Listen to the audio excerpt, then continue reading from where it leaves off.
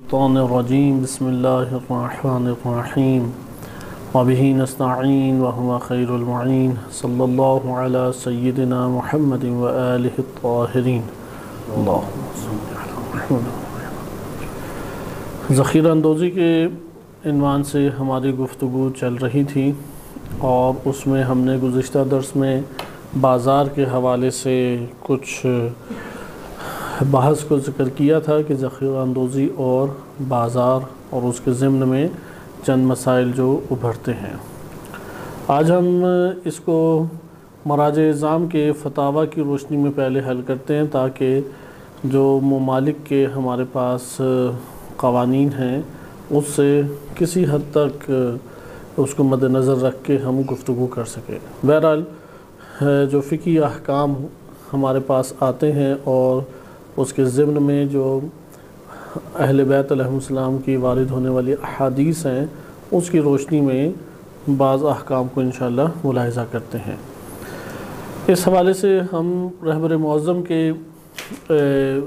سوال جواب جو اجوبۃ الاستفتاءات ہے اس سے ہم مطالعہ کر رہے تھے کہ سوال نمبر 383 نمبر پہ انہوں نے ان سے یہ سوال پوچھا گیا ہے کہ اس کی شرعی حیثیت ذخیرہ اندوزی یا احتکار کی کیا ہے، اور اس صورت میں کیا احتکار کرنے والے یعنی ذخیرہ اندوزی کرنے والے کے اوپر تعزیر جاری ہوگی یا نہیں۔ یہاں پہ چند الفاظ سمجھنے کے لائق ہیں اور ہمیں اسے کھول کے بیان کرنا چاہیے۔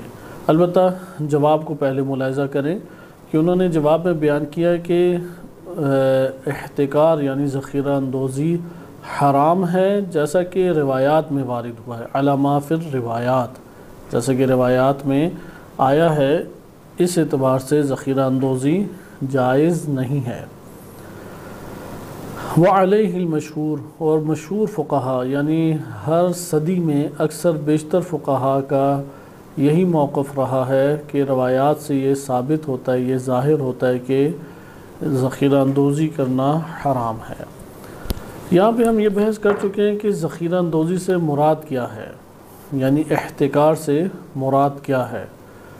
احتکار یا ذخیرہ اندوزی سے مراد یہ ہے کہ مال کو جمع کیا جائے، مال کو حبس کرنا، جمع کرنا، ذخیرہ کرنا، اسے کہتے ہیں احتکار۔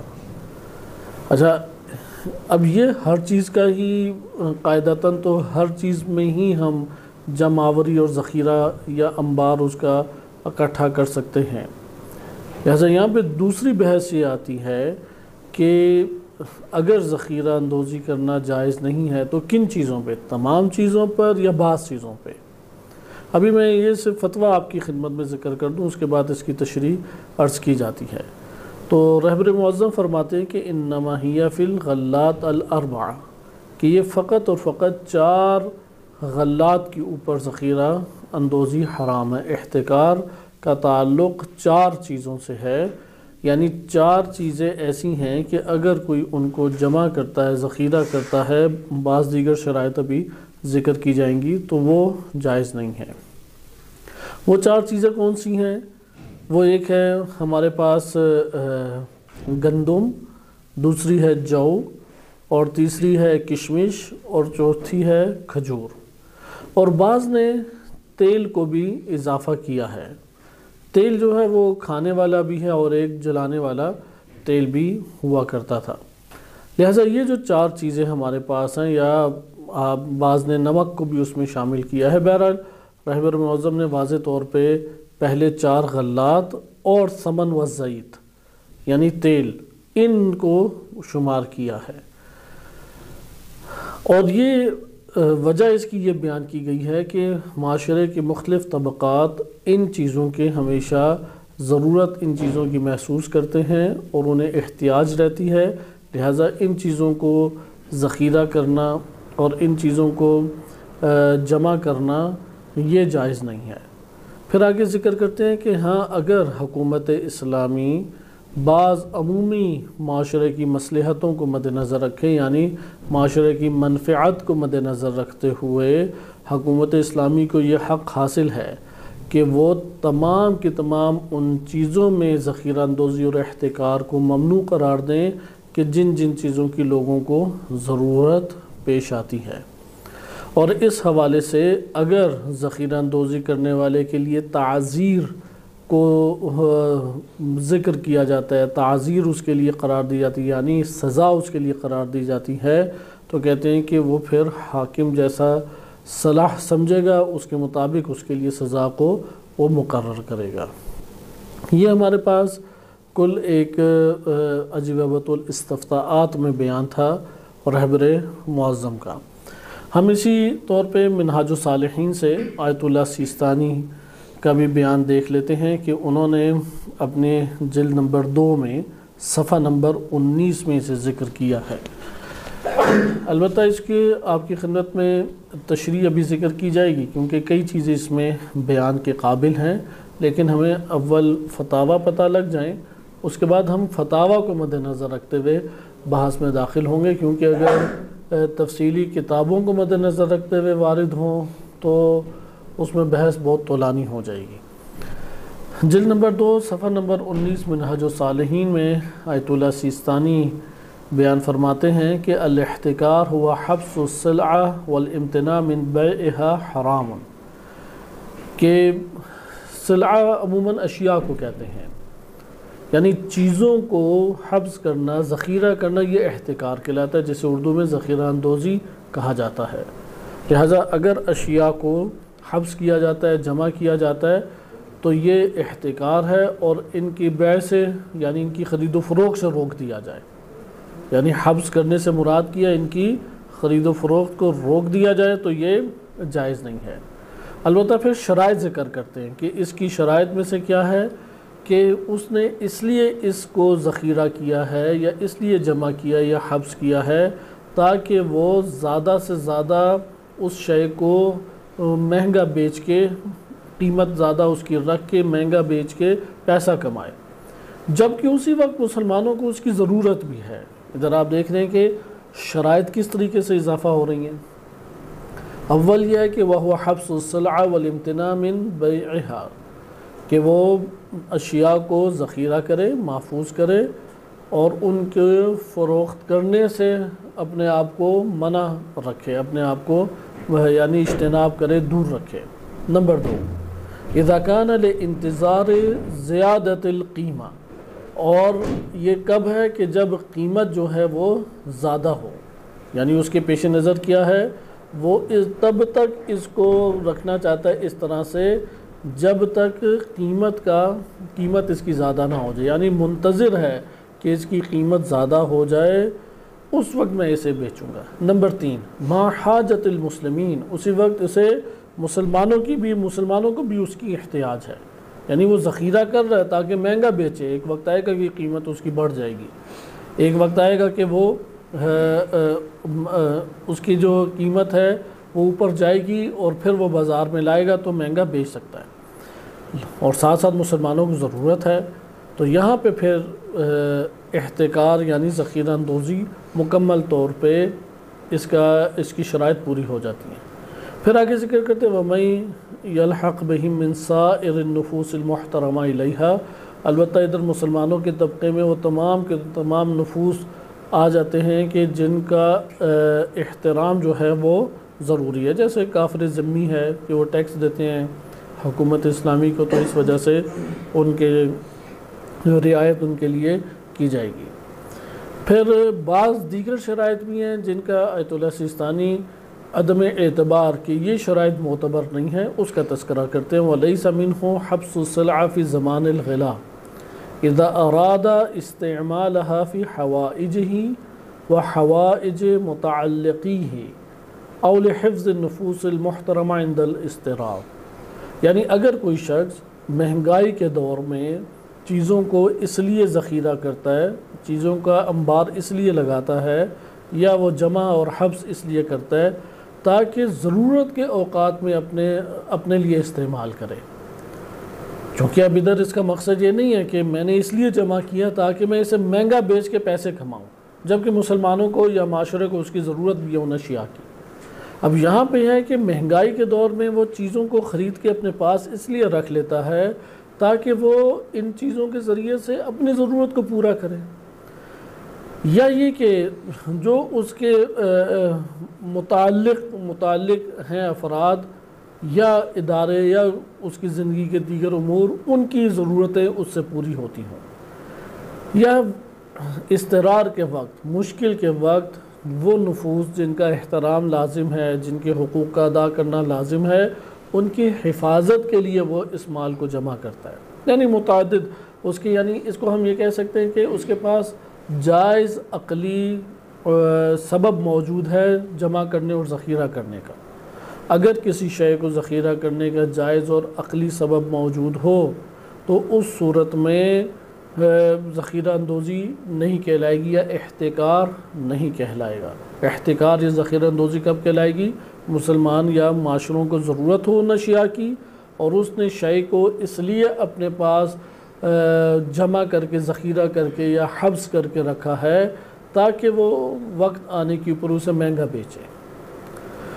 اچھا، پھر آگے ذکر کرتے ہیں کہ وَالظَّاهِرْ اختصاص الحکم بالطعام، کہتے ہیں ظاہر روایات سے یہ پتہ لگتا ہے، یعنی اگر آپ روایات اہل بیت علیہ السلام کا مطالعہ کریں تو اس سے ہمارے سامنے اس کے معنی دیگر بھی نکلتے ہیں، لیکن جو معنی زیادہ روشن ہو کے ہمارے سامنے آتا ہے وہ روشن معنی یہ ہے کہ احتکار کے حرام ہونے کا تعلق فقط و فقط خوراک سے ہے۔ البتہ رہبر معظم نے خوراک میں بھی فقط 5 چیزیں، یا اگر سمن اور زید کو آپ الگ الگ کرتے ہیں تو 6 چیزوں کے اوپر احتکار کو حرام قرار دیا ہے، لیکن آیت اللہ سیستانی تمام کی تمام اجناس کے اوپر اس کا حکم لاگو کرتے ہیں، اس شرط کے ساتھ کہ ایک علاقے میں وہ خوراک اکثر بیشتر استعمال کی جاتی ہو، ان کی ضرورت کے اوپر وہ خرچ کی جاتی ہو۔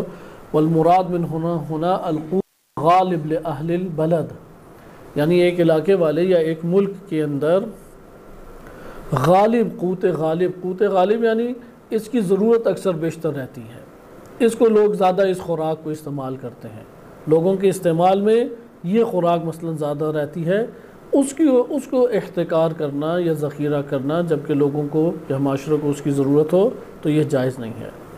وَهَذَا يَخْتَلِفُ بِاخْتِلَافِ الْبُلْدَانِ، ممالک کے اور معاشروں کے بدلنے سے خوراک جو استعمال کی جانے والی ہے وہ بھی تبدیل ہوتی ہے۔ جیسے ممکن ہے اٹلی میں جائیں تو وہاں پہ پیزا جو ہے وہ زیادہ کھانے میں استعمال ہوتا ہو، ایران آ جائیں تو ادھر چاول زیادہ استعمال ہوتے ہیں، پنجاب چلے جائیں ممکن ہے ادھر روٹی کا استعمال زیادہ ہے، تو ایک جگہ کے اوپر نہیں محدود۔ مثلا رہبر معظم 6 یا 5 چیزوں کے اوپر فقط و فقط ان چیزوں کے اوپر احتکار کو حرام قرار دے رہے ہیں، بقیہ چیزوں کے اوپر حرام قرار نہیں دے رہے، مگر یہ کہ اگر ضرورت لوگوں کو مہیا ہوتا ہے، لوگوں کو اس کی ضرورت پڑ جاتی ہے کسی جنس کی اور وہ کوئی ذخیرہ کر کے بیٹھا ہے اور وہ معاشرے کے اندر ناامنی کا باعث بن رہا ہے، وہ ایک صورت الگ ہے کہ ابھی انشاءاللہ ہم اس کو تفصیل سے ان سب شکوں کو دیکھتے ہیں، کیونکہ یہاں پہ تمام فقہی مباحث کو ایک ساتھ بیان کیا گیا ہے، ہمیں ایک ایک فکرے کو کھول کے ابھی مطالعہ کرنا پڑے گا، لیکن ہم اول تمام کے تمام فتویٰ کو یا جو حکم شرعی بیان کیا گیا فتویٰ کی شکل میں اسے پڑھ لیں۔ لہذا آپ نے ادھر دیکھا کہ اختلاف ابھی کہاں پہ آ رہا ہے، رہبر معظم اور آیت اللہ سیستانی حافظہم اللہ تعالی، ہر دو بزرگان ان کی نظر میں احتکار ذخیرہ اندوزی حرام ہے اپنی شرائط کے ساتھ، بدون شرائط نہیں۔ اگر یہ شرائط مہیا ہو تو حرام ہے ذخیرہ اندوزی یا احتکار، اور اگر یہ شرائط مہیا نہ ہو تو احتکار جائز ہے بالفاظ دیگر۔ ممکن ہے مکروہ ہو، ممکن ہے مباح ہو، بعض صورتوں میں ممکن ہے کہ استحباب یا وجوب کا بھی بیان ہے، البتہ وہ دیگر عناوین کے تحت ہے کہ اسے آگے انشاءاللہ ہم دیکھیں گے۔ بعض شرائط کی موجودگی میں احتکار کیا ہے، ذخیرہ اندوزی کیا ہے کہ یہ حرام ہے، اس کے اوپر متفق ہے۔ پھر اس رہبر معظم کے جو بیان ہے اس میں بہت زیادہ شرائط کا تذکرہ نہیں ہے، صرف ایک شرط کو انہوں نے زیادہ ابھار کے بیان کیا کہ لوگوں کو اس کی ضرورت ہے، کیونکہ اصل ترین شرط یہی ہے، اصل ترین شرط یہ ہے کہ لوگوں کو ضرورت ہو اور کوئی اسے ذخیرہ کر کے بیٹھا ہوا ہے تاکہ مہنگا بیچے یا اپنی منفعت کی خاطر۔ ہاں اگر اس کی جائز حاجات ہیں تو پھر ذخیرہ اندوزی ممنوع نہیں ہے۔ کہ ابھی اس کو بھی انشاءاللہ ہم آگے پڑھیں گے۔ بہرحال دوسری چیز جو ایک مورد ہے رہبر معظم کے فتویٰ میں ذکر کیا گیا کہ احتکار کا تعلق جن چیزوں سے قائم ہوتا ہے وہ فقط اور فقط خوراک ہے، اور خوراک میں بھی 5 یا سمن اور زید کو جدا کرتے ہیں تو 6 چیزیں، صرف یہ 5-6 چیزیں، 4 غلات، کشمش، کھجور، گندم، جو اور تیل، آئل جسے آپ کہتے ہیں، ان کے اوپر احتکار حرام ہے۔ لیکن آیت اللہ سیستانی وہ اس بات کی قائل ہیں کہ نہیں، آپ خوراک کے اندر آ کے معین نہیں کریں گے، کوئی سی بھی خوراک ہو اگر وہ معاشرے کے اندر اکثر بیشتر استعمال میں آتی ہے لوگوں کے، یا اکثر بیشتر لوگوں کی وہ ضرورت ہے، یعنی عموماً لوگ اس خوراک کو استعمال کرتے ہیں اپنے بھوک اور اپنے کھانے پینے کی ضرورت کو پورا کرنے کے لیے، تو فقط اس شے کے اوپر احتکار حرام ہوگا۔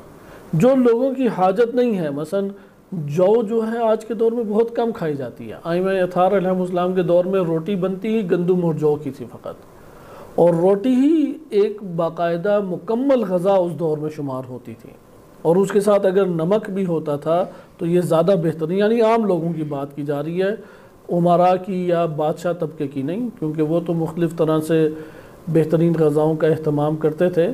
عامۃ الناس جو تھے وہ بکری یا اونٹنی کے دودھ کے اوپر گزارا کرتے تھے، ساتھ یہ خالص روٹی ہوتی تھی اور نمک وغیرہ، یا تھوڑا بہت اگر تیل انہوں نے نکالا ہے چربی وغیرہ کے ذریعے سے اسے استعمال کرتے تھے۔ لہذا یہ ایک پوری مکمل غذا تھی اس دور میں، اور اس سے وہ پیٹ بھی بھرتے تھے، اور مختلف مشروبات دودھ کے ذریعے سے وہ بنایا کرتے تھے، اور پھلوں کا استعمال بھی اسی کے مطابق تھا، چونکہ بنجر علاقہ زیادہ ہے تو بیرونی طور پہ پھل وغیرہ آیا کرتے تھے۔ کچھ اطراف مکہ اور مدینہ میں باغات تھے، وہاں پہ بھی پھلوں کا اہتمام ہوتا تھا۔ بہرحال خوراک معاشرے کا جس خوراک کے اوپر دار مدار تھا وہ گندم، جو، کھجور اور کشمش، یہ والی خوراک تھی، اور آئل کا استعمال بھی وہ مثلا چربی سے، حیوانوں کی چربی سے، اونٹ ہے، گائے ہے، بکری ہے، ان کی چربی سے وہ تیل نکالا کرتے تھے، عموماً زیادہ تر ایسا ہوتا تھا۔ لہٰذا اب اس دور کو مد نظر رکھیں تو آیت اللہ سیستانی اور آیت اللہ خوئی، چونکہ آغا سیستانی نے آیت اللہ خوئی رحمۃ اللہ علیہ والا نظریہ اختیار کیا، آیت اللہ خوئی کا یہ کہنا تھا کہ روایات اہل بیت علیہ السلام میں اگرچہ معین کیا گیا ہے کہ احتکار یہ ذخیرہ اندوزی ہے گندم، جو، کھجور اور کشمش کے اوپر، یا بعض روایات میں نمک اور آئل کا بھی تذکرہ ہے، تیل کا بھی تذکرہ ہے، لیکن آیت اللہ خوئی نے اس طرح سے روایات سے معنی لیا کہ یہ روایات اس مقام میں نہیں ہیں کہ وہ خوراک کے اندر متعین کریں، تعین کریں کہ کون کون سی خوراک میں احتکار حرام ہے، بلکہ اس دور میں چونکہ معاشرے کے اندر یہ عامت الناس اور عوام الناس کے اندر یہ خوراک رائج تھی، اور اس کے ذریعے سے اپنی ضرورت زندگی کو پورا کیا کرتے تھے، لہذا روایات نے اس وجہ سے اس کو بیان کیا جب مختلف افراد معاشرے کے آئے یا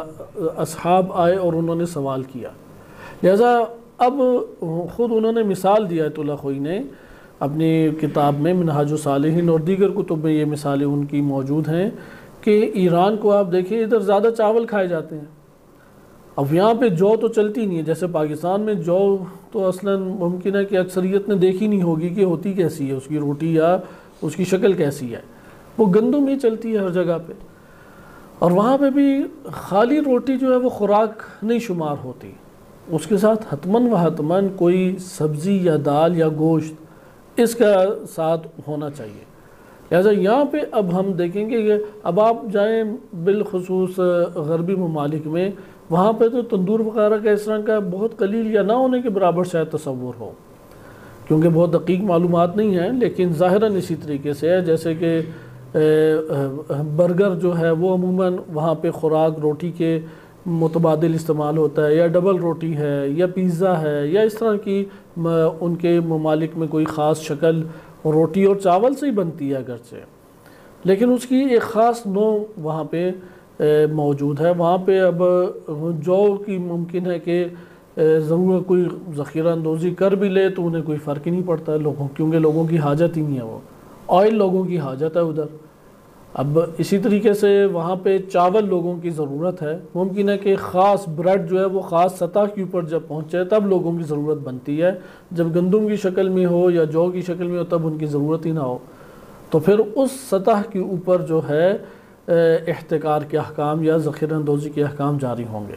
لہذا آیت اللہ سیستانی حفظہ اللہ تعالیٰ نے بھی یہی موقف اختیار کیا تھے۔ قوت غالب کو دیکھیں، انشاءاللہ اس کلمے کو ہم اپنے مقام پہ مزید کھولیں گے کہ آج ہمارے پاس گنجائش اس کی نہیں ہے کہ قوت غالب، چونکہ یہ لفظ کئی فتاویٰ میں ہمیں دکھائی دیتا ہے، مثلا فطرانے میں بھی یہی ہمیں دکھائی دیتا ہے کہ قوت غالب، اور قوت غالب پھر وہ بیان کرتے ہیں کہ وہ گندم یا چاول ہی ہے، تو ادھر بھی ظاہراً یہی محسوس ہوتا ہے، لیکن یہاں پہ انہوں نے طعام کو مطلق قرار دیا ہے، یعنی کوئی بھی نوع خوراک ہو۔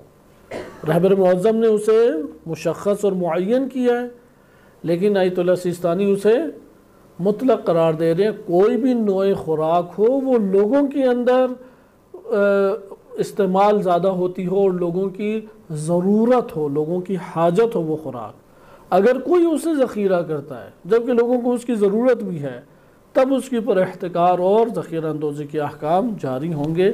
لہذا انہوں نے پھر یہ ذکر کیا یختلف باختلاف البلدان، مختلف علاقوں کے اعتبار سے مختلف رواج ہیں خوراکوں کے، حتیٰ کہ ایک ملک کے اندر اس ٹائم مختلف رواج پائے جاتے ہیں، سب شہروں میں اور سب علاقوں میں یکساں طور پہ۔ مثلا آپ پنجاب دیکھیں، وہاں پہ ممکن ہے کہ پراٹھے کے ساتھ روٹی یا پراٹھے کے ساتھ چائے چلتی ہو، لیکن اگر آپ گلگت بلتستان چلے جائیں تو وہاں پہ پراٹھے کا تصور ہی نہیں ہے، وہاں پہ ممکن ہے روٹی کے خشک ٹکڑے اور چائے جو ہے وہ زیادہ ایک صحت مند تندرست ایک مشروب کی طرح چائے بنائی جاتی ہے، یا جیسے کشمیری نمکین چائے وغیرہ کا ایک تصور پایا جاتا ہے۔ ان علاقوں کے اپنے رسم و رواج یا ادھر کے لوگ جس خوراک کے عادی ہیں، تو آیت اللہ سیستانی کہتے ہیں وہ جس خوراک کے عادی ہیں اور اس کو اکثر بیشتر استعمال کرتے ہیں، اور اس کو اگر ذخیرہ کیا جائے تو لوگوں کی ضرورت پوری نہیں ہوگی، اس کے اوپر احتکار ہے۔ ممکن ہے وہ گندم بھی نہ ہو، وہ جو بھی نہ ہو، کشمش اور کھجور تو بہت ہی کم استعمال ہوتی ہے اکثر ممالک میں، یہ عرب اور ایران وغیرہ میں پھر کسی حد تک ہے، لیکن ادھر بھی بہت زیادہ نہیں ہے۔ مثلا کئی ایرانی کھانوں میں کشمش ڈلتی ہے، لیکن وہ مقامی خاص مقامی ہیں کھانے، یا بعض ملکی سطح کے اوپر بھی کھانوں میں کشمش ڈلتی ہے، لیکن اس کا استعمال قلیل ہے، وہ ضرورت کی حد تک نہیں ہے، وہ مثلا مناسبتوں کے اعتبار سے کھانے شمار ہوں گے، یا بعض طبقات اسے کھاتے ہوں گے، وہ رائج کھانوں میں شمار نہیں ہوتا، جیسا کہ گندم ہے یا چاول ہے، اس طرح کے رائج کھانوں میں اس کا استعمال نہیں ہے۔ لہذا اب یہاں پہ روایات جب کھجور اور کشمش کہہ رہی ہیں، اس دور میں وہ روٹی کے ساتھ کشمش کے ہمراہ کھا جاتے تھے اور ایک وقت کی بہترین سے خوراک شمار کرتے تھے، یا کھجور اور روٹی کو یا کھجور اور دودھ کو وہ بہترین خوراک شمار کیا کرتے تھے، لیکن آج کے دور میں یہ مختلف علاقوں میں موجود رواج نہیں ہے۔ پھر آگے ذکر کرتے ہیں کہ آیت اللہ سیستانی وَيَشْمُلُ الْحُكْمُ مَا يَتَوَقَّفُ عَلَيْهِ تَحِيَّتُهُ كَالْوُقُودِ وَالْآلَاتِ الطَّبْخِ، کہتے ہیں اس حکم میں وہ تمام چیزیں شامل ہو جائیں گی کہ وہ خوراک کو مہیا کرنے کے لیے جن جن مراحل اور جن جن آلات اور جن جن چیزوں کی ضرورت پیش آتی ہے، وہ ساری کی ساری پھر اس حکم میں آئیں گی کہ ان کا احتکار یا ذخیرہ اندوزی حرام قرار پائے گا۔ مثلا ایک جگہ کے اوپر بریڈ چلتی ہے یا برگر چلتا ہے ایک جگہ پہ، اب وہ بالفرض بن رہا ہے گندم سے ہی، لیکن گندم کو چھانتے ہیں، پھر اس کے بعد اگلا مرحلہ ہے، پھر وہ ایک فیکٹری میں مثلا جائے گا، وہاں سے پیک ہو کے آئے گا، اب پیکنگ کے لیے بھی خاص مٹیریل چاہیے، چھاننے کے لیے بھی خاص آلات چاہیے یا مشینری چاہیے۔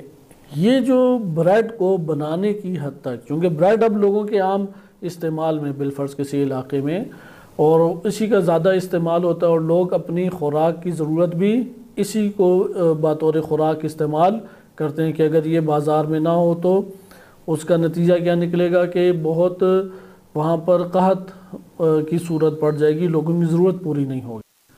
اب اس بریڈ کو بنانے کے لیے جن جن مراحل اور ان مراحل میں استعمال ہونے والے آلات اور استعمال ہونے والی مشینریز یا دیگر جو ضرورت ہے، وہ ان سب کا احتکار اور ذخیرہ اندوزی بھی کیا قرار پائے گا؟ حرام قرار پائے گا۔ لہٰذا اس طعام یا غذا کا بنانا جن جن چیزوں کے اوپر موقوف ہے، اس حکم میں وہ سب چیزیں بھی شامل ہو جائیں گی۔ کالوقود و آلات طبخ، طبخ یعنی کھانے بنانے کے جو آلات ہیں، برتن وغیرہ ہیں، گیس ہے، آگ ہے وغیرہ۔ او ما یعد من مقومات ہی، یا اس غذا کو بنانے کے لیے جن جن عناصر کی ضرورت پیش آتی ہے، جیسے نمک ہے، تیل ہے، یا اسی طرح سے بالفرض آج کل آپ کہہ لیں، مثلا پاکستان کی مثال لے لیں کہ مسالہ جات ہیں، کوئی مسالہ، وہ مسالہ جات کو ذخیرہ کر لے کہ یہ تو نہ گندم ہے، نہ جو ہے، نہ کشمش ہے، نہ کھجور ہے، نہ آئل ہے، تو یہاں پہ اسے کہا جائے گا کہ جو ان کی غذا عموماً شمار ہوتی ہے، بالفرض کلچہ لے لیں، اس میں نمک اور تل اور تھوڑا بہت تیل ڈلتا ہے، تو اس نے تلوں کو ذخیرہ کر لیا، تو یہاں پہ اب لوگوں کی مثلا ضرورت پوری نہیں ہو رہی، تو اس جگہ پر چونکہ یہ کلچہ یا نان کا بننا وہ اس کے اوپر موقوف ہے، مقومات میں سے ہے، اس کے عناصر میں سے ہے، بنیادی عناصر میں سے مثلا شمار ہوتا ہے، تو اس کا بھی احتکار کیا ہے؟ وہ جائز نہیں رہے گا۔ پھر آگے ذکر کرتے ہیں کہ اگر کوئی شخص، ضابطہ اس کا یہ ہے کہ والضابط هو حبس ما يترتب عليه ترک الناس وليس لهم طعام، کہ غذا کو یا خوراک کو پہچاننے کا ضابطہ کیا، کیسے ہم پہچانیں کہ یہ اس علاقے میں زیادہ استعمال ہوتی ہیں، یہ خوراک ہے جو اس احتکار کے اعتبار سے یہ مقصود ہے اس جگہ کے اوپر، تو وہ کہتے ہیں کہ اگر لوگ اس کو ترک کر دیں مثلا، تو لوگوں کے لیے کھانا نہیں، یہاں پہ قرار پائے گا لوگوں کے لیے کھانا ہی نہیں ہے۔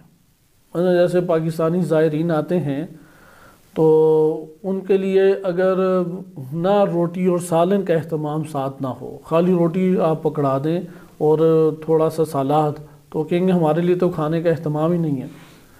تو کھانے کا اہتمام کب کہلائے گا؟ کہ اس کے ساتھ بالفرض سالن بھی ہو، یا اس طرح سے مختلف دیگر چیزیں، کہ یعنی اگر اس کو لوگ چھوڑ دیں تو کیا کہلائے گا؟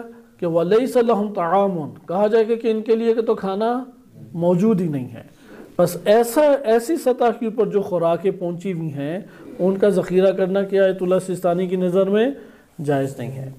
پھر کہتے ہیں کہ احتیاط مستحب یہ ہے کہ ہر اس چیز کی ذخیرہ اندوزی کو ترک کیا جائے کہ جس کی لوگوں کو ضرورت معاشرے میں پیش آتی ہے۔ اس جگہ پہ کلمہ ضرورت کو تھوڑا مد نظر رکھنے کی ہمیں ضرورت ہے۔ کلمہ ضرورت سے مراد یہ ہے کہ اس کے بغیر زندگی کا گزارا کرنا انتہائی دشوار اور پرمشقت ہے، یعنی زندگی نہیں بسر ہو سکتی۔ ہر وہ شے جس کے بغیر زندگی بسر نہیں ہو سکتی وہ ہماری وہ ضرورت کہلائے گی، لیکن ایسی چیزیں کہ جن کے ہمراہ ہماری زندگی بسر ہو رہی ہے وہ میسر ہیں، لیکن اس کے ساتھ ساتھ ہماری اضافی کچھ ڈیمانڈ بھی ہے، وہ جو اضافی ڈیمانڈ ہے وہ ضرورت کا عنوان نہیں رکھتی، وہ ضرورت قطعاً نہیں کہلائے گی۔ مثلا ایک جگہ کے اوپر بالفرض بجلی کا ہونا لازم ہے تاکہ حد اقل پنکھا چلے اور پنکھے سے بھی گزارا ہو جاتا ہے۔ اچھا، اس سے بہتر کنڈیشن ہے کولر ہو، کولر سے بھی اور بہتر گزارا ہو جاتا ہے، اس کی ضرورت پوری ہو رہی ہے، لیکن وہ کہتا ہے کہ نہیں میرے لیے اے سی ہو۔ اگر وہ اپنے اے سی کے لیے ڈیمانڈ کرتا ہے تو یہ اس کی ضرورت سے باہر کہلائے گا، یہ ضرورت نہیں کہلائے گا۔ ضرورت اس کی پنکھا یا کولر کے اوپر پوری ہو رہی ہے تو یہ ضرورت ہے۔ ادھر بھی خوراک سے یہی مراد ہے کہ وَإِلَّا شاہانہ خوراکوں کی ایک بہت لسٹ بن جاتی ہے، یا ہر کوئی اپنے گھر میں خاص ایک خوراک کا اپنا برنامہ یا شیڈیول رکھتا ہے۔ مثلا ناشتے میں عموماً یہ چیزیں استعمال کرتے ہیں، آملیٹ ہے یا انڈا ہے یا چائے اور روٹی ہے، یا کوئی بھرپور طریقے سے مقوی ایک ناشتہ کرتے ہیں، اور بعض ہلکا پھلکا ناشتہ کرنے کے عادی ہیں، دوپہر کو بہتر طور پہ کھاتے ہیں، بعض دوپہر کو تر کرتے ہیں اور رات کو بہتر طور پہ کھاتے ہیں۔ ہر ایک اپنے شیڈیول ہوتا ہے، یہاں پہ یہ مد نظر نہیں ہے۔ مد نظر کیا ہے کہ وہ خوراک جو لوگوں کی ضرورت ہے، صحیح؟ جیسے اس کی آسان مثال، آج کے دور میں ہم اپنے پاکستان کے معاشرے میں جن چیزوں کو استعمال کرتے ہیں اس میں سالن روٹی ہے. اچھا، بعض شکلیں ہیں کہ پلاؤ کی صورت میں چاول بھی ہے، لیکن خالی سفید چاول ضرورت پوری نہیں کرتے. وہ سفید چاولوں کے ساتھ حد اقل وہ رائتہ چاہے گا، کچھ سلاد چاہے گا، تب جا کے اس کی ضرورت پوری ہوتی ہے. ایسے مورد میں مثلا ٹماٹر کے بغیر کھانے نہیں بنتے، نہ پلاؤ بنتا ہے بالفرض، نہ کھانا بنتا ہے، نہ کچھ اور. تو یہ مقومات میں چونکہ شمار ہو رہا ہے، اس لیے ٹماٹر کا ذخیرہ اندوزی کرنا کیا قرار پائے گا؟ وہ ممنوع اور حرام قرار پائے گا، چونکہ لوگوں کی ضرورت ہے. لوگ یعنی اگر اس کو ترک کریں تو ان کے لیے مشقت آور زندگی بن جائے گی، سخت زندگی بن جائے گی. ضرورت کا معیار یہ ہے. ہاں ضرورت پوری ہو جائے اور مزید ڈیمانڈ ہو تو ہم اسے وہ احتکار سے اس کا تعلق نہیں ہے. احتکار یا ذخیرہ اندوزی اس کا کل دائرہ کس کے اوپر ہے؟ ضرورت معاشرے کی جو ضرورت ہے اس کے اوپر ان کا کل انحصار ہے. اگر وہ ضرورت سے ہٹ کر چیزوں کو ذخیرہ کرتا ہے، مثال کے طور پہ گاڑیوں کے بعض بڑی گاڑیاں ہیں جو کہ حکومتی بڑے عہدیداروں کے پاس ہوتی ہیں یا امراء کے پاس ہوتی ہیں. اب وہ عامت الناس کی ضرورت گاڑیاں نہیں ہیں، اس کا کوئی خاص پرزہ ہے، اس پرزے کو کوئی ذخیرہ کرتا ہے تاکہ میں مستقبل میں مہنگا بیچوں گا. تو یہاں پہ چونکہ وہ لوگوں کی اصلاً ڈیمانڈ اور ضرورت ہے ہی نہیں ہے، چند افراد کی ضرورت ہے، عموماً لوگوں کی ضرورت نہیں ہے، معاشرے کی ضرورت نہیں ہے، تو اس لیے اس کا ذخیرہ اندوزی کرنا بھی حرام قرار نہیں پائے گا. اس لیے آپ نے اوپر مد نظر رکھا حاجت المسلمین ومن یلحق بہم من سائر النفوس المحترمہ الیہا، اس قید کو انہوں نے مد نظر رکھا. لہذا پھر یہ ذکر کرتے احتیاط مستحب یہ ہے کہ ہر اس چیز کی احتکار یا ذخیرہ اندوزی ترک کی جائے کو ضرورت پیش ہے، محتاج ہیں جس کے لوگ محتاج ہی نہیں ہیں. ان سارے بیانات سے ہمیں یہ معلوم ہوتا ہے کہ جس کے لوگ محتاج ہی نہیں ہیں ان کا ذخیرہ اندوزی کرنا جائز ہے یا نہیں؟ ہم جواب دیں گے کہ جائز ہے. وجہ کیا ہے؟ چونکہ وہ لوگوں کی ضرورت نہیں ہے. ذخیرہ اندوزی حرام کیوں تھی؟ اس کی بنیادی شرط یہ تھی کہ لوگوں کی ضرورت اس سے پوری نہیں ہو رہی اور معاشرے میں اقتصادی بحران جنم لے رہے، نامنیت کے مسائل پیدا ہو رہے ہیں. پھر آیت اللہ سستانی سے ذکر کرتے ہیں کہ ما یحتاج الیہ، یعنی احتیاط مستحب کی بنیاد پہ غذا کے علاوہ، خوراک کے علاوہ کوئی بھی چیز جس کی لوگوں کو ضرورت ہے اس کو ترک کیا جائے. احتیاط مستحب انہوں نے کہا. کون سی چیزیں؟ جیسے لباس ہے، ملابس، والمساکن، جیسا کہ گھر وغیرہ ہیں. مثلا کسی نے سوسائٹی خرید لی، اب وہ گھر بیچ ہی نہیں رہا. آج کے دور میں یہ کثیر ہے اور دنیا کے ہر ملک میں یہ ہو رہا ہے کہ انہوں نے فلیٹس بنائے ہیں یا سوسائٹی بنائی ہے، اب گھر بنے ہوئے ہیں مکمل، لیکن وہ مارکیٹ کے جو ہے وہ سٹیبل ہونے کا منتظر ہے، کیونکہ اگر ابھی بیچ دیے تو سستے بکیں گے. لیکن اگر تھوڑا سا مثلا اگلی حکومت آئی اور اگلی حکومت جو ہے وہ اتنے مہینے گزرے بالفرض، تو یہاں پہ مارکیٹ سٹیبل ہو جائے گی، اور جب سٹیبل ہوگی تو قیمتیں آسمانوں پہ چڑھیں گی، اور اس وقت میں بیچوں گا بالفرض. تو مساکن کے اوپر بھی یہ لوگوں کی بنیادی ضرورت ہے. یہ ذخیرہ اندوزی کرنا، احتکار چاہے حرام کے دائرے میں کیوں نہیں آ رہا؟ چونکہ طعام نہیں ہے. لیکن ایک اور مورد بہرحال ابھی آئے گا، کیونکہ رہبر معظم نے یہ ذکر کیا کہ حکومت اسلامی مصلحت عامہ کو دیکھتے ہوئے اس کو ممنوع قرار دے سکتی ہے، لیکن آیت اللہ سستانی سے احتیاط مستحب قرار دے رہے ہیں. وَإِلَّا چونکہ خوراک نہیں ہے، غذا نہیں ہے، اس لیے اس کا ذخیرہ کرنا شرعاً ان فتاوی کے مطابق حرام نہیں ہے. اسی طرح مراکب، سواریاں، ادویہ جیسے مسالہ جات ہیں یا دوائیاں ہیں یا اس طرح کی دیگر چیزیں، ان کا ذخیرہ کرنا احتیاط مستحب یہ ہے کہ ترک کیا جائے. اچھا، اب یہ تو احکام بیان کر دیے. ذخیرہ اندوزی سے منع کرنا شرعاً واجب ہے، ذخیرہ اندوزی اور احتکار سے منع کرنا، لیکن یہ حاکم کی ذمہ داری ہے. حاکم کی ذمہ داری ہے کہ اس کو منع کرنا شرعاً کیا ہے؟ واجب ہے. البتہ نہی عن المنکر کی شرائط کو مد نظر رکھنا ہوگا، اور اس جگہ پہ حاکم کا بڑا کردار سامنے آتا ہے، بہت بڑا کردار. وہ حتیٰ کہ ولایت فقیہ کی ادلہ میں سے، دلائل میں سے ایک یہی مورد ہے۔ یہاں پہ جو حاکم کا کردار ہے کہ اگرچہ آیت اللہ سیستانی حافظہ اللہ تعالیٰ کی اس کتاب کے ضمن میں اس طرف اشارہ نہیں ہوا، لیکن جب اس مقام پہ بحث پہنچتی ہے کہ محتکر کو، ذخیرہ اندوزی کرنے والے کو منع کیا جائے گا، ممنوع قرار دیا جائے گا، اس مقام کے اوپر اب جو بحث وارد ہوتی ہے وہاں پہ حاکم کا کردار ہے۔ حاکم ہے کہ جو مجبور کرے گا آ کے کہ تم اپنا مال نکالو انبار سے اور لوگوں کے سامنے خرید و فروخت کے لیے رکھو، قیمت اپنے خود تم نے لگانی ہے۔ حاکم قیمت معین نہیں کرے گا، اس کی روایات بڑی شدید ہیں۔ حتیٰ نبی صلی اللہ علیہ وسلم کے پاس شیعہ سنی کتب میں وارد ہوئی ہے یہ روایت کہ آئے اور انہوں نے کہا کہ آپ قیمت مقرر کریں، تو نبی صلی اللہ علیہ وسلم نے فرمایا کہ میں قیمت کون مقرر کرنے والا ہوتا ہوں، قیمت میں مقرر نہیں کروں گا۔ لہذا اصل یہاں سے پھر فقہا نے، تمام فقہا نے یہ استنباط کیا کہ حاکم مجبور تو کرے گا کہ تم اپنے انبار سے مال کو نکالو، لیکن خود قیمت مقرر نہیں کرے گا۔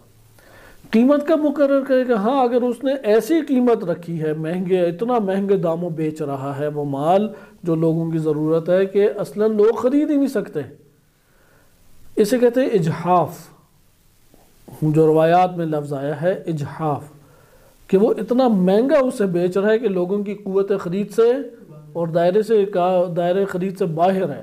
ایسی صورت میں حاکم ایسی قیمت کو معین کرے گا جس میں نہ بیچنے والے کا نقصان ہے اور نہ خریدار کی قوت خرید سے باہر ہے، کیونکہ نقصان دینا بھی جائز نہیں ہے اسے۔ یعنی ہم کہیں گے انبار میں ہے بس تم اونے پونے بیچ دو، یہ بھی شرعاً جائز نہیں ہے۔ لہذا حاکم کا وظیفہ ہے کہ وہ اتنی مقدار قرار دے، اتنی قیمت قرار دے جب اگر مجبوری میں آئے، اختیار اول صورت میں نہیں ہے۔ اور یہاں پہ یہ بہت بڑی بات ہے کہ جب نبی صلی اللہ علیہ وسلم یہ فرما رہے ہیں کہ مجھے یہ قیمت مقرر کرنے کا اختیار نہیں ہے، اس کا معنی ہے کہ ائمہ اطہار علیہ السلام جب حاکم ہے تو ان کے لیے بھی اللہ تعالیٰ نے قیمت کا معین کرنا اختیار میں نہیں رکھا۔ کب اختیار میں رکھا ہے؟ ایک مجبوری کا عالم ہے، جب مجبوری کا عالم ہو، اور وہ یہ ہے کہ اس نے اتنی زیادہ قیمت رکھی ہے کہ لوگ نہیں خرید سکتے، تو اس جگہ پہ ایسی متناسب حاکم قیمت رکھے گا جو معاشرے کے مطابق، یعنی بازار کے مطابق ہو، جس میں نہ اس کو بیچنے والے کو نقصان ہو اور نہ خریدار جو ہے اس کی قوت سے باہر ہو۔ لہذا وہ لکھتے ہیں وَلَيْسَ لِلنَّهْيِ تَحْدِيدُ سَعْرِ لِلْمُحْتَكِرِ، منہاج الصالحین میں آیت اللہ سیستانی لکھتے ہیں کہ منع کرنے والے کے لیے قیمت کا معین کرنا اس محتکر یعنی احتکار کرنے والے، ذخیرہ اندوزی کرنے والے کے لیے نہیں ہے، یہ حق نہیں ہے۔ نعم لو کان سعر الذی اختارہ مجحفا، اگر اس ذخیرہ اندوزی کرنے والے نے اتنی زیادہ قیمت رکھی ہے کہ مجحفاً بالعامہ، کہ عامت الناس کے قوت خرید سے ہی باہر ہے، بہت مہنگا بیچ رہا ہے، تو یہ قسم کا ذخیرہ ہی کرنا ہوا۔ آپ انبار میں رکھیں یا دکان میں اتنی زیادہ قیمت لگا کے رکھیں گے کوئی آ کے خریدے ہی نہ، تو نتیجہ تو اسے مل رہا ہے کہ کوئی نہیں خرید رہا میری چیزیں۔ لہذا فقہا نے پھر آ کے یہ بات بیان کی کہ صرف انبار سے باہر لوگوں کے سامنے خرید و فروخت کے لیے رکھ دینا کافی نہیں ہے، بلکہ ضروری ہے کہ وہ اس کی ایسی قیمت مقرر کرے کہ جسے لوگ خرید بھی سکیں۔ اگر وہ اتنی زیادہ قیمت مقرر کرتا ہے کہ جو لوگ خرید ہی نہ سکیں تو یہ تو وہی انبار کرنا کہلائے گا نا۔ پھر آگے لکھتے ہیں کہ اگر وہ خود اجحاف کرے، قیمت بہت زیادہ رکھے، الزم علی الاقل، تو کم سے کم اس کو یہ لازم قرار دیا جائے گا لا یکون مجحفا، کہ وہ اتنی قیمت نہ رکھے، اس کے اوپر مجبور کیا جائے گا۔ یہ بس ان کے آیت اللہ سیستانی نے جو ذکر کیا ہے اس کا وہ بیان آپ کے سامنے تھا۔ اس کے بعد ہمارے پاس آ جاتا ہے تحریر الوسیلہ امام خمینی رحمۃ اللہ علیہ کا بیان۔ امام خمینی رحمۃ اللہ علیہ نے احتکار کی تعریف کی ہے اور ادھر حاکم کا تذکرہ بھی کیا ہے، اور بعض دیگر چیزیں بھی ہیں کہ امام خمینی رحمۃ اللہ علیہ اور آیت اللہ خوئی رحمۃ اللہ علیہ کے ہم بیانات کو اگلے درس میں ملاحظہ کریں گے۔ یہاں پہ ہم ترتیب کے ساتھ اب ان مسائل کو سمجھنے کی کوشش کرتے ہیں، کیونکہ ہم اپنے تمام ان فقہی دروس کا جو مرکزی کتاب رکھیں گے وہ رہبر معظم کی کتاب اجوبۃ الاستفتاءات ہے، پھر اس کے ضمن میں بقیہ بعض ایسے مراجع اعظام کہ جن کی تقلید عموماً اردو دان طبقہ کرتا ہے، ان کے اقوال کو لے کے آئیں گے۔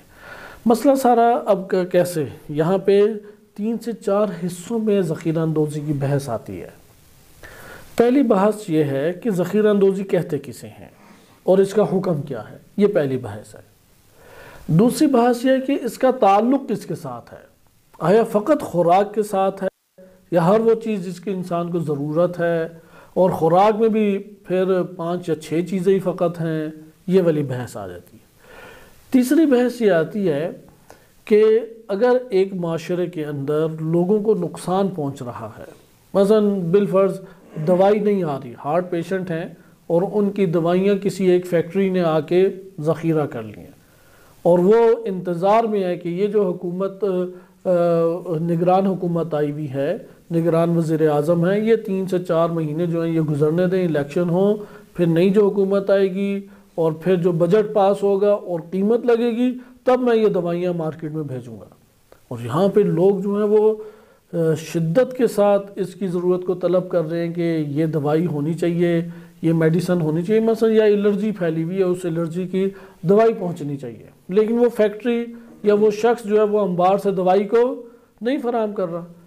یہاں پہ واضح طور پہ ضرر وہ معاشرے کو پہنچا رہا ہے۔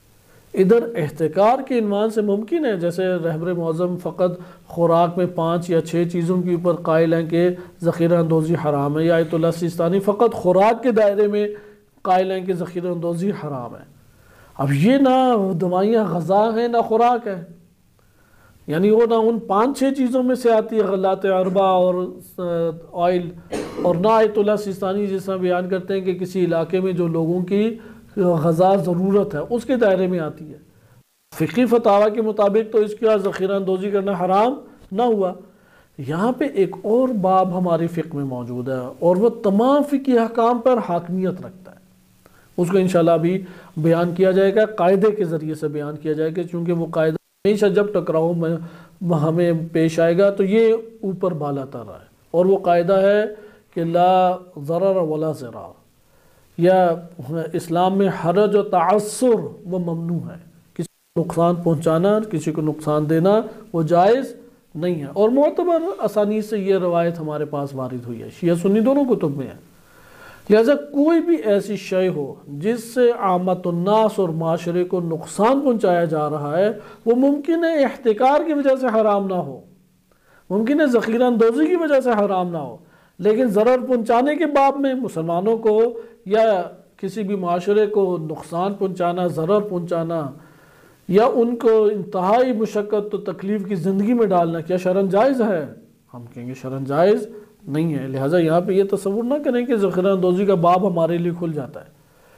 وہاں جہاں آیت اللہ سیستانی نے احتیاط مستحب کہا ہے کہ لباس ہے، گھر ہیں، گاڑیاں وغیرہ یا سواریاں ہیں، یا دوائیاں ہیں، یا مسالہ جات وغیرہ، یا اس طرح کی دیگر چیزیں ہیں، ان سب چیزوں میں اگر احتیاط مستحب کی بنیاد کے اوپر احتکار کو انہوں نے کہا ہے کہ ممنوع ہے، تو وہاں پہ اگر ضرر کا عنوان آ رہا ہو تو پھر ہم یہاں پہ کہیں گے احتکار اور ذخیرہ اندوزی کی وجہ سے یہ ممکن ہے کہ حرام نہ ہو، بلکہ ایک اور عنوان اور ایک اور فقہی حکم کی وجہ سے یہ کیا ہے، یہ حرام قرار پائے گا۔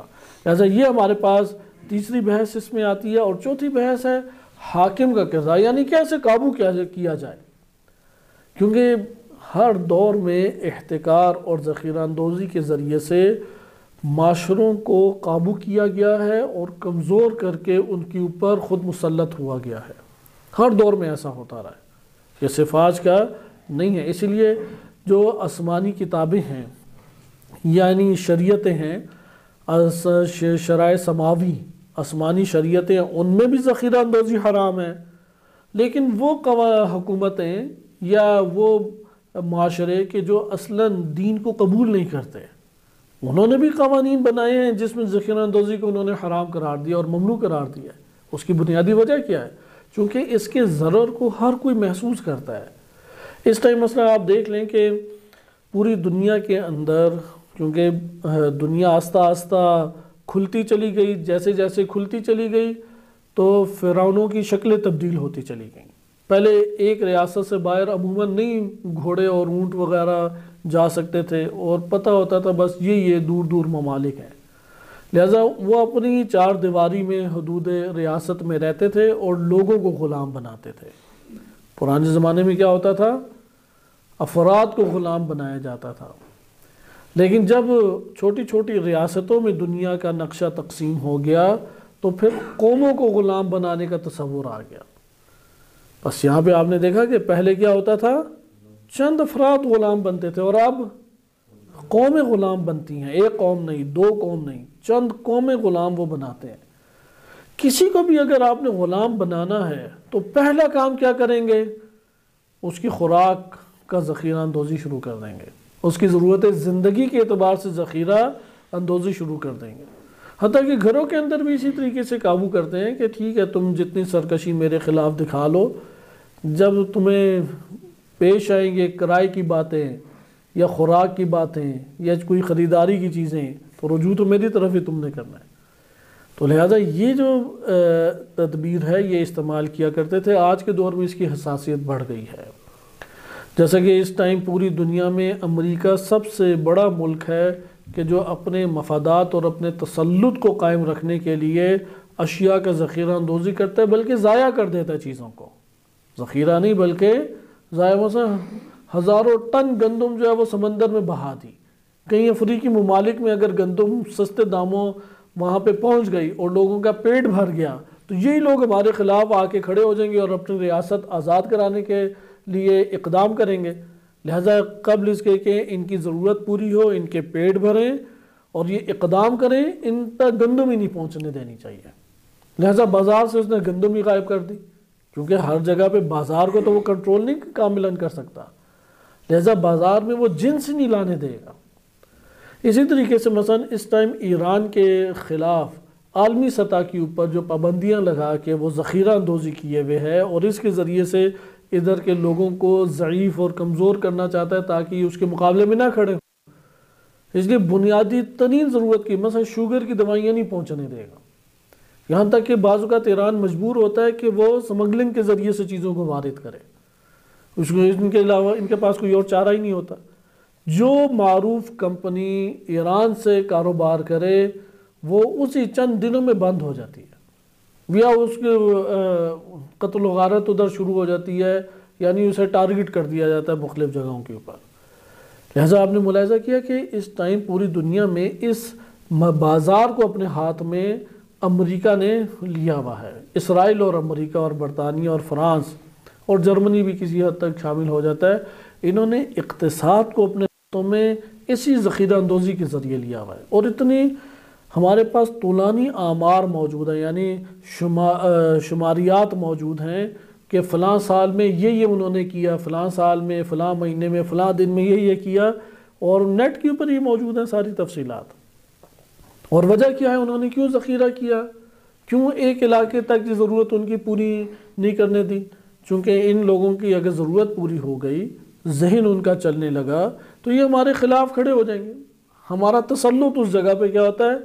کمزور ہو جاتا ہے۔ بالکل اسی طرح جیسے پاکستان ہے، پاکستان کے اندر ضرورت لوگوں کی پوری نہیں کرنے دی جائے گی، لوگوں کی کیونکہ اگر ضرورت پوری ہو جائے تو پھر یہ جو مزدوری کر مختلف ممالک میں، غربی ممالک میں پاکستانیوں کو، اگر انہیں اپنے وطن میں خوشحال زندگی میسر آتی ہے تو کون ان اجنبی ممالک میں جائے گا کمانے کے لیے؟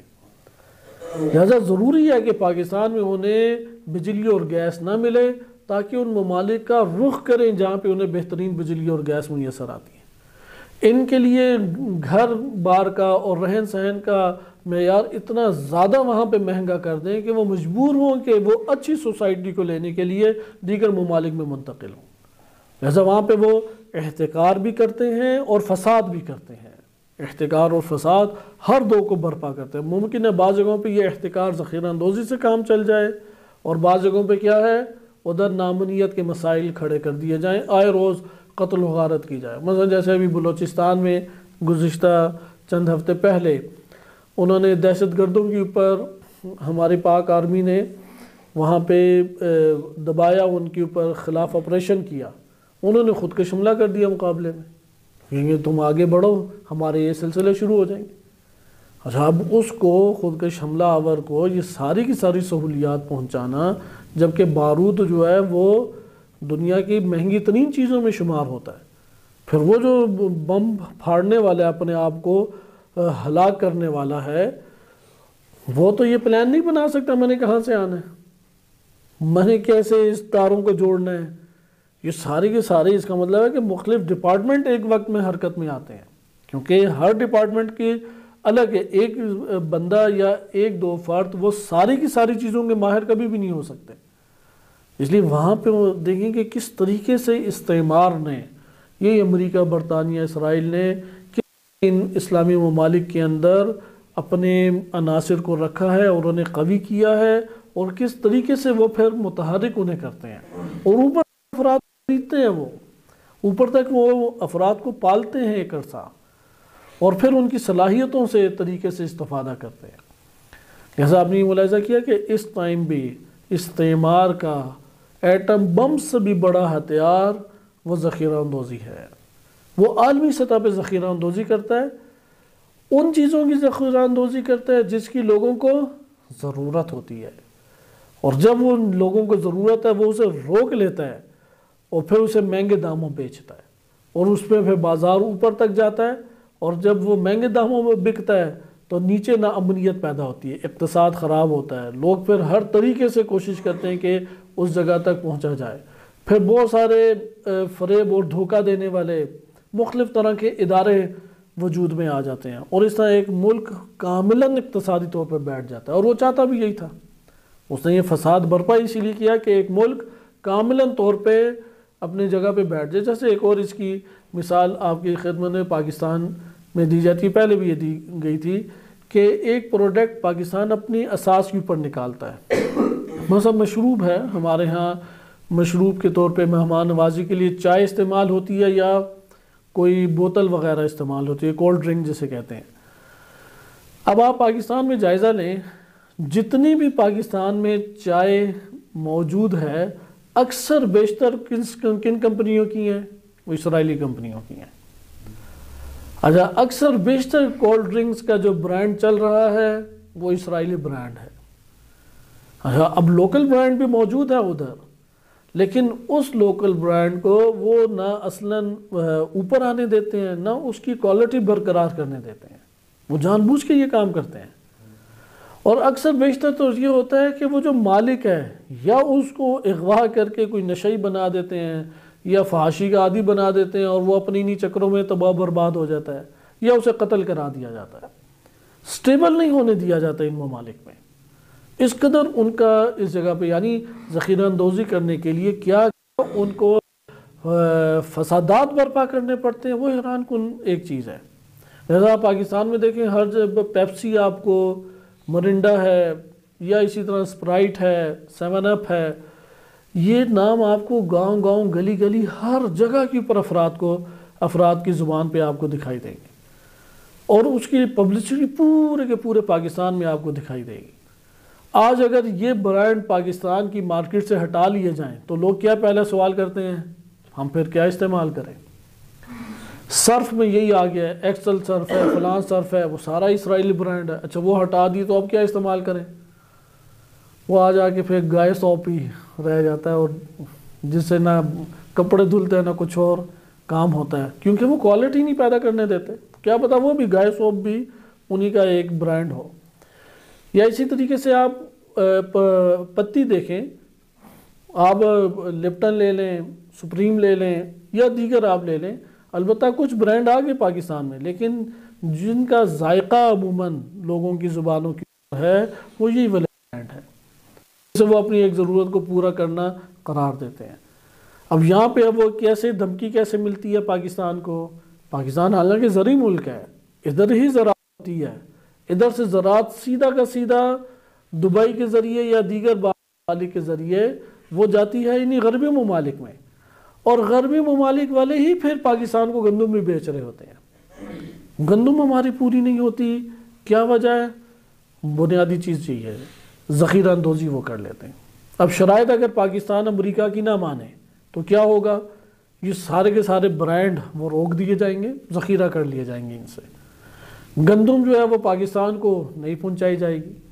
اچھا، پاکستان میں جو سیلریز دی جا رہی ہیں گورنمنٹ، جتنے بھی سرونٹس ہیں یا گورنمنٹ ملازمین ہیں، بالآخر اس کے لیے وزیر جو خزانہ ہمارا ہے، قومی خزانہ، اس میں پیسہ ہونا چاہیے، وہ تو اس میں خزانہ موجود ہی نہیں ہے۔ وہ پھر ادھار لے کے اسے پر کرتے ہیں، وہ جتنا پر ہوتا ہے اس کا مثلا 25% قومی خزانے میں جاتا ہے، 75% ادھر ادھر نکل جاتا ہے۔ وہ 25% سے ان کی تنخواہیں پوری ہوتی ہیں، اور ہر گورنمنٹ آگے اسی طریقے سے ایک سرکل چلا رہی ہے۔ دیکھیں کتنی جگہوں سے انہوں نے ایک معاشرے کو گھیرا ہوا ہے۔ لہٰذا یہاں پہ یہ ہمیں بات معلوم ہوئی کہ آغاز میں کہ ذخیرہ اندوزی در حقیقت ایک استعماریت کا، انسان دشمنی کا وہ اعلیٰ کار ہے جو زمانے قدیم سے استعمال کیا جا رہا ہے۔ لہذا اسلامی قوانین کے اندر بھی اس کی شدید مذمت ہے، اور اس کی مذمت اسی طرح دیگر بشری قوانین پہ جو انہوں نے اپنی ثوابدید کے اوپر اپنی منفعت اور مفادات کو مد نظر رکھتے ہوئے اختراع کیے ہیں، اس میں بھی شدت سے ممنوع ہے۔ ہاں، یہاں پہ اب پھر آخری چیز یہ آتی ہے کہ سزا کیا ہے۔ اس طرح سے 4 سے 5 مراحل میں ذخیرہ اندوزی کا علم فقہ کے اندر یہ باب کمپلیٹ ہوتا ہے۔ ہم پہلے حصے کو اب مطالعہ کرتے ہیں، اور ابھی جو آپ نے آیت اللہ سیستانی حفظہ اللہ تعالیٰ کا خصوصاً یہ فقہی مسئلہ ان کی کتاب منہج الصالحین سے آپ نے ملاحظہ کیا، اس میں یہ تقریباً ان 5 میں سے 3 یا 4 مراحل انہوں نے ذکر کیے ہیں۔ بقیہ جو ہیں وہ چونکہ اس کتاب ہمیں مزید گنجائش نہیں، ان کی تفصیلی کتب میں تفصیلی وہ بحث موجود ہے۔ اسی طرح رہبر معظم نے اس میں سے 2 سے 3 پہلوؤں کو ذکر کیا، کیونکہ وہ بہت مختصر جوابات ادھر موجود ہیں۔ ہم اس کو اب تھوڑا تفصیل کے ساتھ دیکھتے ہیں، چونکہ مراجع کے فتاویٰ کے ضمن میں آپ کے سامنے یہ موضوع واضح ہو گیا۔ اصل چیز یہ ہے کہ ذخیرہ اندوزی اور احتکار کہتے کسی ہیں، یہ گزشتہ درس گزر چکا ہے کہ کسی بھی جنس کو، کسی بھی مال کو وہ آپ اپنے پاس محفوظ کر لیں، یا کوئی شخص اپنے پاس محفوظ کرے، یہ ذخیرہ کرنا یا احتکار کرنا ہے۔ نمبر 2، ہم نے یہ دیکھ لیا کہ احتکار میں اصل یہ ہے کہ حرام ہے۔ ہمارے فقہاء میں اس حوالے سے اختلاف ہے۔ شیخ مفید رحمۃ اللہ علیہ، شیخ توسی رحمۃ اللہ علیہ، صاحب جواہر، مقدس اردبیلی رحمہم اللہ تعالی، یہ بزرگان قائل ہیں کہ مکروہ ہے احتکار، فقط اس صورت میں حرام ہے جب ضرر لوگوں کو اور معاشرے کو پہنچے، ان کی نگاہ یہ ہے، وَإِلَّا اصل احتکار وہ اسے مکروہ قرار دیتے ہیں۔ لیکن اکثر بیشتر فقہا، جیسے موجودہ دور کے بھی تمام تقریباً مراجع اعظام ہیں، معروف مراجع اعظام آیت اللہ سیستانی ہیں، یا رہبر معظم ہیں، یا آیت اللہ ناصر مکارم شیرازی ہیں، یا دیگر بزرگان، وہ سارے کے سارے احتکار کو شرائط کی موجودگی میں، یہ بہت اہم لفظ ہے، شرائط کی موجودگی میں حرام قرار دیتے ہیں۔ اگر شرائط موجود نہیں ہیں تو پھر حرام بھی نہیں ہے وہ۔ اچھا، وہ شرائط کیا ہیں؟ شرائط یہاں پر جو روایات اہل بیت علیہ السلام سے سامنے آتی ہیں، بنیادی ترین شرائط 3 ہیں۔ بنیادی ترین شرائط 3 ہیں، اور 4 اختلافی شرائط ہیں۔ بہرحال ابھی جو ہم نے مراجع اعظام کا، آیت اللہ سیستانی کا اور رہبر معظم کا جو حکم شرعی پڑھا ہے، ان کی کتب میں جو حکم شرعی ہے اس میں پڑھا ہے، اس کے مطابق تو وہ 3 ہی کو معتبر قرار دیتے ہیں۔ اس کے علاوہ بقیہ 4 مزید ہیں کہ اس کو بھی بعض نے معتبر قرار دیا ہے۔ ان میں سے پہلی شرط یہ ہے کہ حبس کرنا، شرط کیا اس نے جم کیا ہو، انبار کیا ہو، ذخیرہ کیا ہو۔ دوسری شرط یہ ہے کہ لوگوں کی ضرورت ہو، کیونکہ ان میں سے اگر کوئی ایک شرط بھی نہیں موجود تو ذخیرہ اندوزی نہیں ہے۔ دوسری شرط کیا ہے؟ لوگوں کی ضرورت۔ جو مال لوگوں کی ضرورت نہیں ہے اس کو مہنگے بیچنے کے لیے اپنے پاس ذخیرہ کرنا شرعاً حرام نہیں ہے۔ کب حرام ہے؟ جب لوگوں کی، معاشروں کی ضرورت ہو۔ 1-2 فرد ادھر معتبر نہیں ہے، معاشرہ یا لوگ، عامت الناس۔ تیسری شرط یہ ہے کہ لوگوں کی ضرورت کو پورا کرنے والا کوئی اور فروشندہ یا فروخت کرنے والا نہ ہو، کوئی اور فروخت کرنے والا نہ ہو۔ یہ تیسری شرط ہے، کیونکہ بعض اوقات ایسا ہوتا ہے، یعنی ممکن ہے کہ ذخیرہ کی ہو، جیسے مرغی اور ٹماٹر وغیرہ میں ایسا ہوتا ہے. مثلا ایران میں بھی یہ وقت آیا روحانی کی حکومت میں کہ ان سب نے آپس میں گٹھ جوڑ لیا. حکومت چونکہ ایک ریٹ دیتی تھی کہ اس ریٹ سے اوپر نہیں جانا چاہیے، بازار کے منظم کرنے کے لیے گورنمنٹ جو ہے وہ ریٹ فکس کرتی ہے. تو وہ جو ریٹ فکس کر رہی تھی بالفرض آپ یہ کہہ لیں کہ 500 روپے تھی، لیکن یہ جو مرغی والے پولٹری فارم والے ہیں وہ بیچتے تھے 800 روپے میں. تو گورنمنٹ نے ادھر تھوڑی آ کے سختی کی. آغا رئیسی کے دور میں، روحانی کے دور میں زیادہ انہوں نے چھیڑا ہی نہیں اور لوگ 800 روپے میں ہی اس کو کرتے رہے. اب اس میں بہانے مختلف ہوتے ہیں ہر چیز میں کہ دانہ باہر سے آتا ہے اور ہم ڈالر میں لیتے ہیں. ڈالر اوپر نیچے ہو تو اس ٹائم ایک عام بہانہ ہے، وہ چاہے ایران کے اندر ہی چیز پیدا ہو رہی ہو پھر بھی جی ڈالر مہنگا ہو گیا، اسے کہیں بھائی اس کا ڈالر سے تعلق ہی کیا ہے. تو بہرحال بازار کو اوپر نیچے کیا جاتا ہے یہاں پہ. تو آغا رئیسی نے آ کے اس کو پھر شہید رئیسی رحمۃ اللہ علیہ انہوں نے منظم کیا اور سختی کی. اور گورنمنٹ کے جو ہے خریدار، گورنمنٹ خود بہت سارے پھر اپنے پولٹری فارم سے مرغی کو پہنچانا شروع کیے، اگرچہ وہ لوگوں کی ضرورت پوری نہیں کرتی اس لیے بہت لمبی لمبی لائنیں ہوتی تھیں. تو گورنمنٹ مجبور ہوئی کہ ان سے ایک توافق کرے. جو پولٹری فارم والے ہیں جو ذخیرہ آپ کر کے بیٹھے ہوئے اپنے پولٹری فارم میں، اور ان کو ہزاروں مرغیاں ہر روز ضائع کرنے پڑتی تھیں کیونکہ بالآخر ایک مدت ہوتی ہے، اس کے بعد مرغی میں بیماری پھیل رہی ہے، مر رہی ہے، وہ مرنے دیتے تھے. ایسا انہوں نے آپس میں گٹھ جوڑا تھا کہ گورنمنٹ کے سامنے انہوں نے زیر نہیں ہونا. تو یہاں پہ اب گورنمنٹ یہ بھی نہیں کر سکتی کہ سب کے خلاف ایکشن لے. وہ ایکشن لے تو لوگوں کی بالکل ہی ضرورت پوری نہیں ہوگی. بالآخر پولٹری فارم لگانا، اس میں مرغیوں کو یا انڈے کو یا بچے کو لے کے آنا، نگہداشت کرنا، یہ ایک بھاری کام ہے. گورنمنٹ اس کا متبادل فوراً نہیں دے سکتی. تو توافق کے اوپر گورنمنٹ کیا ہوئی؟ مجبور ہوئی اس ذخیرہ اندوزی کرنے کے مقابلے میں. قانوناً تو یہ تھا کہ ان سب کو پکڑ کی جاتی اور پکڑ کے انہیں ایک سزا دی جاتی، واقعی سزا جو حاکم اس وقت کے مطابق حالات اور ان کے جرم کے مطابق تجویز کرتا. لیکن اتنے زیادہ افراد کو نہیں پکڑا جا سکتا. تو خلاصہ کلام جب توافق ہوا تو توافق میں درمیانے ایک رقم، نہ ان کی بات نہ ان کی بات، ایک درمیانی رقم مثلا 600 روپے یا 650 روپے. لیکن پھر بھی انہوں نے اس کے اوپر بیچی 700 روپے کے اوپر بیچی. تو آپ نے دیکھا کہ یہ جو ذخیرہ اندوزی کی صورتیں ہیں یہ موجود ہیں. اس کو کہتے ہیں کہ یہ ذخیرہ اندوزی جو لوگوں کی ضرورت ہے. اب یہاں پہ بیچنے والے موجود ہیں یا نہیں؟ اصل میں یہ شرط آپ کو سمجھانا مقصود تھی. اس جگہ پہ پولٹری فارم والے بیٹھے ہیں لیکن گورنمنٹ کے بھی اپنے پولٹری فارم ہیں، ان کے بھی اپنے پھر افراد ہیں جن سے انہوں نے معاہدہ کیا ہوا، وہ گورنمنٹ سے سستے داموں لیتے ہیں اور پھر وہ آگے فروخت کرتے ہیں. تو فروخت کرنے والے موجود ہیں، لیکن یہ جو گورنمنٹ کی اساس پہ یا ان کے ساتھ معاہدہ کر کے سستے گورنمنٹ کے ریٹ کے اوپر فروخت کر رہے ہیں، آیا ان کے فروخت کرنے سے معاشرے کی ضرورت پوری ہو رہی ہے یا نہیں ہو رہی؟ ضرورت آئے اس سے پوری ہو رہی ہے یا ضرورت پوری نہیں ہو رہی؟ یعنی وہ سارے ذخیرہ اندوزی کرنے والے ایک جگہ پہ موجود ہیں. جو گورنمنٹ کے ساتھ معاہدہ کیے ہوئے وہ قلیل ہیں. مثلا 10 دکانوں میں ایک دکان ہے، اس دکان کے پاس بھی جو مال آئے گا وہ تو اسی کے مطابق آئے گا جو اعداد و شمار میں ہے. وہ بالفرض آتی ہیں 1000 مرغی، وہ صبح سویرے مثلا 11 بجے تک ہی خالی ہو جاتا ہے. اس کا یہ مطلب ہے کہ یہاں پہ بیچنے والے موجود ہیں جو انبار سے نکالتے ہیں ذخیرہ کر کے، لیکن لوگوں کی ضرورت پوری نہیں ہو رہی. یہ کہتے ہیں تیسرا کہ عدم و باذل الکفایہ، جو کفایت کرے مقدار، اس کفایت کرنے والی مقدار کے مطابق خرچ کرنے والے یا فروخت کرنے والے موجود نہیں ہیں.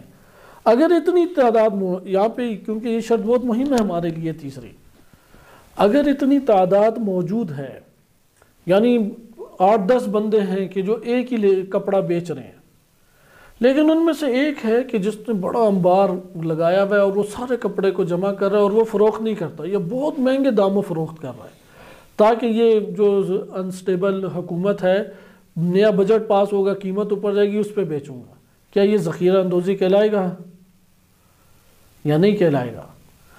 یہ ذخیرہ اندوزی اس لیے نہیں کہلائے گا، تیسری شرط مفقود ہے، کیونکہ لوگوں کی ضرورت لباس خریدنے کی یا چیز خریدنے کی وہ چونکہ پوری ہو رہی ہے، تو اس وجہ سے یہ ذخیرہ اندوزی حرام ذخیرہ اندوزی نہیں کہلائے گی۔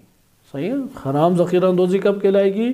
جب لوگوں کی ضرورت کو پورا کرنے کی مقدار فروخت کرنے والوں کے پاس سے فروخت نہیں کی جا رہی، تب یہ کہلائے گی۔ یعنی جیسا ابھی یہ مرغی کی مثال میں نے ممالک کے اعتبار سے دی، پاکستان میں ٹماٹروں کا بھی یہی سلسلہ چلتا ہے، پیاز کا یہ سلسلہ چلتا ہے کہ وہ ذخیرہ کر کے اور رکھ لیتے ہیں اور بیٹھ جاتے ہیں۔ تو یہ آپ نے 3 شرطیں دیکھیں، بقیہ ہمارے پاس آ جاتی ہیں 4 شرطیں جن کا اعتبار نہیں ہے، لیکن آیت اللہ سیستانی کے بیان میں ہمیں ایک اعتبار نظر آ رہا تھا، اور وہ تھا کہ مہنگے داموں بیچنا، ان میں سے پہلا یہ ہے۔ بعض روایات میں آیا ہے کہ مہنگائی کے دنوں میں، تنگی کے دنوں میں 3 دن، اگر 3 دن کوئی پاس رکھے تو ذخیرہ کہلائے گا، اور وسعت کے دنوں میں، خوشحالی کے دنوں میں 40 دن کوئی ذخیرہ کرے تو تب وہ ذخیرہ کرنا کہلائے گا، وَإِلَّا ذخیرہ اندوزی احتکار نہیں کہلائے گی۔ اسے کہتے ہیں زمان اور مدت کو مقرر کرنا۔ بعض نے یہ بھی قید لگائی ہے، وَإِلَّا وہ کہتے ہیں کہ احتکار ذخیرہ اندوزی نہیں ہوتی۔ نمبر 3 شراء، یعنی سارا مال خرید لینا۔ بعض روایات سے پتہ لگتا ہے نبی صلی اللہ علیہ وسلم کے دور میں ایک بزرگ تھے حکیم بن حزام، وہ جو مدینہ میں مال آتا وہ سارا کا سارا خرید کے گھر لے جاتے۔ اب وہ لوگوں کو کہتے میرا مال ہے، میں تو نہیں بیچنے دوں گا۔ تو یہاں پر نبی صلی اللہ علیہ وسلم کی خدمت میں آئے تو اس نے کہا کہ یا رسول اللہ میں نے تو یہ خریدا ہے مال۔ تو انہوں نے کہا کہ تم نے سارا کا سارا مال خرید لیا ہے، اس لیے تمہارے لیے لازم ہے کہ تم اسے لوگوں کو فروخت کرنے کے لیے بازار کی قیمت کے اوپر نکالو۔ تو ادھر سے بعض فقہا نے پھر اس روایت سے یہ شق استنباط کی کہ وہ سارا مال خریدے، اس لیے کوئی بعض مال خریدے تو ذخیرہ نہیں ہے، لیکن اس قید کا بھی اعتبار نہیں ہے۔ بس زمان کو مقرر کرنا یا شراء کی قید لگانا، یا یہ کہ انتظاراً لخلائہ، کہ آیت اللہ سیستانی نے اسے معتبر قرار دیا ہے کہ اگر وہ مہنگے داموں بیچنے کے لیے کریں تو بعض فقہا اس کے قائل ہیں اس انتظاراً لغلائہ، اور بعض اس کے قائل ہیں اور ضرورت پہ ساری کی ساری توجہ انہوں نے مرکوز کی ہے، کنسنٹریشن ضرورت پر ہے کہ ضرورت پوری ہو رہی ہے تو پھر ذخیرہ نہیں ہے، ذخیرہ یعنی احتکار نہیں ہے، ضرورت پوری نہیں ہو رہی تو ذخیرہ ہے۔ تو بہرحال ہم اگر اب خلاصہ کریں تو یہ کہہ سکتے ہیں کہ ٹوٹل 4 ہمارے پاس شرائط آ گئی۔ پہلی شرط ہے وہ جم کرے، فروخت نہ کرے۔ فروخت نہ کرنے سے مراد یہ بھی ہے کہ وہ سامنے پیش تو کریں لیکن اتنی مہنگی قیمت رکھی ہے کہ کوئی خرید ہی نہ سکے، یہ بھی جم کرنا یا حبس کرنا ہی کہلائے گا۔ نمبر 2 لوگوں کی حاجت اور ضرورت ہو وہ۔ نمبر 3 اتنے افراد میسر نہ ہوں کہ ان کے فروخت کرنے سے لوگوں کی ضرورت پوری ہوتی ہو۔ اگر اتنے افراد میسر ہیں کہ جن کے فروخت کرنے سے لوگوں کی ضرورت پوری ہو جاتی ہے تو پھر اگر چند افراد ذخیرہ بھی کریں تو وہ احتکار حرام نہیں کہلائے گا۔ اور نمبر 4 جو آیت اللہ سیستانی حافظہ اللہ تعالیٰ کی ہمیں منہاج الصالحین میں نظر آئی کہ اسے مہنگا بیچنے کے لیے اس نے ذخیرہ کیا۔ بعض نے اس لیے بھی اسے ذکر نہیں کیا کہ یہ بہت واضح اور بنیادی ترین شرائط میں سے ہے۔ یہ پہلا مرحلہ ہمارا طے ہوا اس کے حرام ہونے اور حرام ہونے کی شرائط۔ انشاءاللہ اگلے درس میں ہم پڑھیں گے کہ اس کا تعلق کس سے ہے، آیا فقط خوراک سے ہے یا خوراک میں بھی چند چیزوں سے، یا ہر وہ چیز جس کی انسان کو یا معاشرے کو ضرورت ہے۔ صلی اللہ علیہ سیدنا محمد وآلہ الطاہرین۔